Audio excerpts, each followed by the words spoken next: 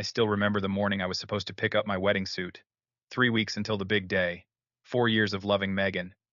1 year of planning every perfect detail. I had the venue booked, the guest list finalized, and a heart full of dreams. I thought I knew what happiness looked like. I thought I knew who my family really was. But that afternoon, I walked into my own home and discovered that the two people I trusted most had been betraying me in the worst possible way.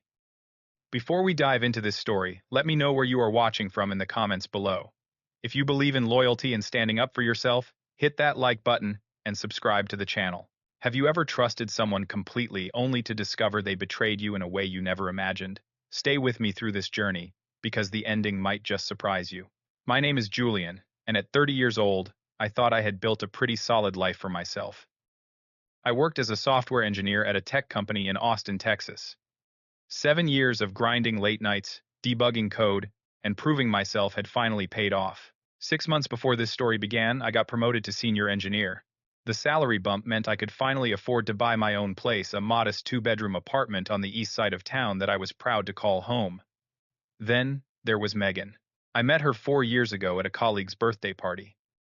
She walked in wearing a blue sundress, laughing at something her friend said, and I swear the whole room got a little brighter. She worked in marketing at a different company, ambitious and sharp and beautiful in a way that made me nervous just talking to her. But somehow she gave me her number that night. 3 years of dating, hundreds of small moments that built into something I thought was unbreakable. Movie nights on the couch, Sunday morning pancakes. The way she would steal the blankets in winter and blame me for it. When I finally proposed kneeling in our favorite spot by the lake, my hands were shaking so badly I almost dropped the ring. When she said yes, I felt like the luckiest man alive. We spent an entire year planning the wedding. The venue was a beautiful restaurant overlooking Lady Bird Lake, with string lights and an outdoor terrace. We had sent out over 100 invitations. Megan had already chosen her dress, a flowing white gown she refused to let me see. Everything was falling into place. Growing up, I was the older brother. My younger brother Derek came along 3 years after me. From the very beginning, our parents treated us differently. I was expected to be responsible, to set the example, to always be the bigger person. Derek was the baby, the one who needed protecting, the one who could do no wrong. When we were kids, if Derek broke something, I got blamed for not watching him. When Derek failed a class in high school, our parents hired him a tutor and took away my video games to eliminate distractions in the house. When Derek crashed his car at 17, our father Richard somehow convinced himself it was the other driver's fault, even though Derek had run a red light. Derek started college but dropped out after 2 years.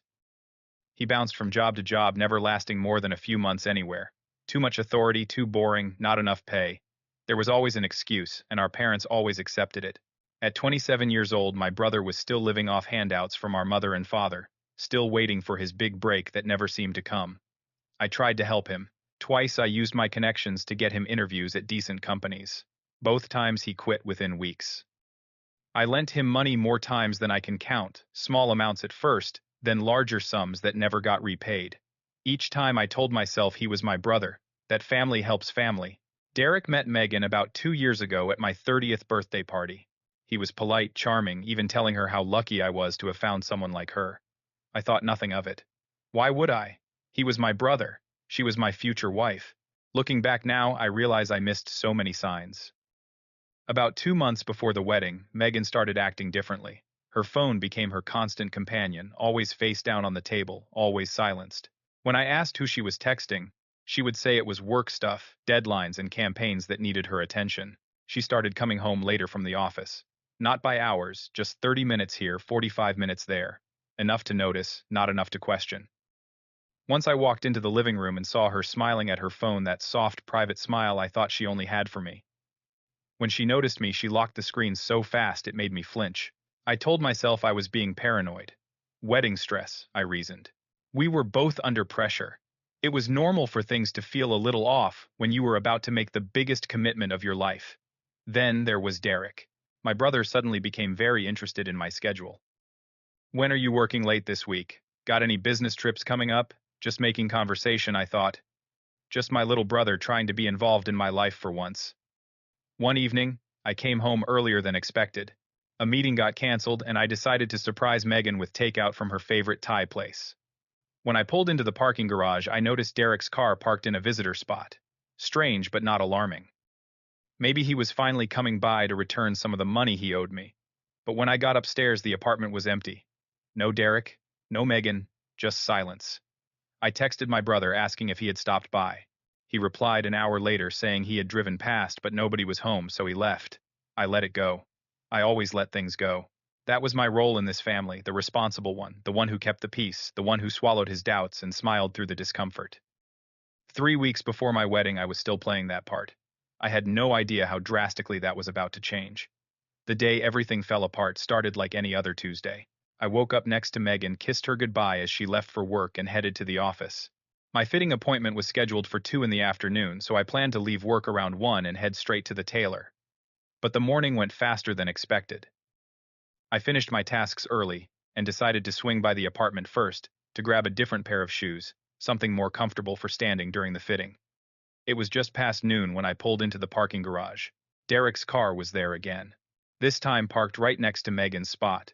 Her car was there too, even though she had told me that morning she would be at the office all day. My heart started beating faster and I hated myself for it. There had to be an explanation. Maybe she came home sick. Maybe Derek was helping her with something. Maybe I was losing my mind. I took the elevator up my hands, slightly unsteady, as I unlocked the front door. The apartment was quiet but not empty. There were sounds coming from the bedroom. Our bedroom. I wish I could describe what I felt walking down that hallway. It was like moving through water, each step taking an eternity. Part of me wanted to turn around to pretend I had not heard anything to preserve the life I thought I had for just a few more seconds. But I kept walking. When I pushed open the bedroom door, I saw them. My brother and my fiancée tangled together in the bed I had shared with her for 3 years. The bed where I had held her through nightmares, where we had talked about our future children, where I had felt safe and loved and home. Time stopped. I could not move. I could not speak. I just stood there watching as the two people I trusted most in this world scrambled apart, their faces shifting from passion to panic in the span of a heartbeat. Megan screamed, pulling the sheet up to cover herself. Derek practically fell off the bed, grabbing for his clothes with shaking hands. I just stood there in the doorway, silent. I think my silence scared them more than any shouting ever could have. "Julian, please let me explain." Megan's voice was high and desperate, tears already streaming down her face. "It is not what it looks like." Those words. It is not what it looks like. As if there was any other explanation for what I had just witnessed. How long? My voice came out flat, dead. I barely recognized it as my own. Derek would not meet my eyes. He stood frozen, pants half on, staring at the floor like a child caught stealing cookies. It was Megan who answered, her voice barely a whisper. 3 months. 3 months. 90 days of lies. 90 days of looking me in the eyes and telling me she loved me while sneaking around with my own brother. Every late night at the office. Every text message she hid. Every time Derek asked about my schedule. It all made sickening sense now. Derek finally spoke, his voice cracking. "Julian, man, I am so sorry. It just happened. We did not plan for this." I looked at my brother, then really looked at him. This was the person I had defended my whole life. The person I had covered for, lent money to, made excuses for. The person I had loved unconditionally simply because we shared the same blood, and he had repaid me by sleeping with the woman I was supposed to marry. I did not yell. I did not throw things. I simply turned around and walked out of the apartment. Behind me, I could hear Megan calling my name, begging me to come back and talk. I kept walking, down the hallway, into the elevator, through the parking garage, into my car. I drove without direction, without purpose. My hands gripped the steering wheel so tight my knuckles turned white. Eventually, I ended up in an empty parking lot behind a grocery store, and that is where I finally broke. I sat in my car and cried until I had nothing left. The next few days exist in my memory as a blur of pain.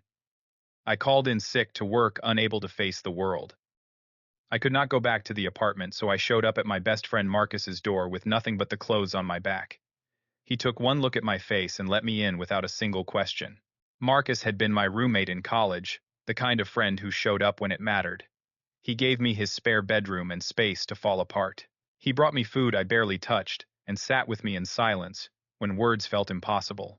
He never pushed me to talk, just let me know he was there. 3 days after I discovered the affair, I finally forced myself to deal with the practical matters. I called the wedding venue and canceled the reservation. I canceled the photographer, the florist, the band we had booked for the reception. Each phone call felt like pulling stitches from a wound that refused to heal. I lost almost $15,000 in deposits. Money I had worked years to save, gone in a single afternoon of phone calls. But money could be earned back. What I had lost that day in my bedroom could never be replaced. I sent a mass text to everyone on the guest list. The wedding has been canceled due to personal reasons. Thank you for your understanding. Short, simple, final. I could not bear to explain more than that. A week passed before I heard from my parents. When my father Richard's name appeared on my phone screen, I actually felt a flicker of hope. My parents would understand. They would be outraged on my behalf. They would finally see Derek for who he really was. I was wrong. We need to have a family discussion, my father said. Come to the house this Sunday. All of us. All of us. The words made my stomach turn, but I agreed. Part of me still believed that my family would support me, that blood would mean something when it truly mattered. When I arrived at my parents' house that Sunday evening, Derek's car was already in the driveway. I nearly turned around right then.